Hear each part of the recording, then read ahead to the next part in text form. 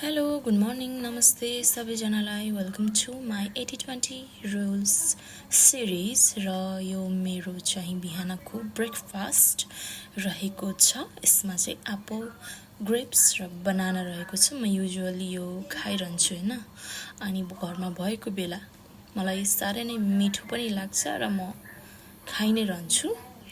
अनि त्यसपछि यो खाइसकेपछि मेरो घरमा चाहिँ हिजोको बासी भात र तरकारी थियो, अनि त्यसलाई भुरेर यसरी बनाएर खाएँ। यो चाहिँ मेरो बिहानको ब्रेकफास्ट। र दिउँसो चाहिँ मैले राइस अनि क्युकम्बर यो बारीकै भइहाल्यो, अनि त्यसपछि करेलाको सब्जी खाएँ।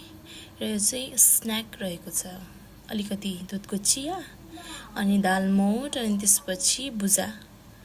अनि यो मेरो बाबुले चाहिँ यसरी खिच्नु भनेर देखाएको अरे के। अनि यो चाहिँ मेरो बेलुकाको खाना। यो पनि सबै यो काँक्रो अर्ग्यानिकै भइहाल्यो।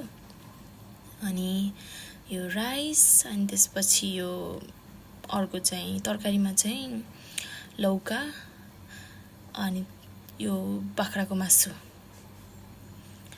आजकल चाहिँ म रेड मिट पनि खान थालेछु। सो यति नै रहेको छ मेरो आजको दिन। र सबैजना it homemade food. Thank you so much.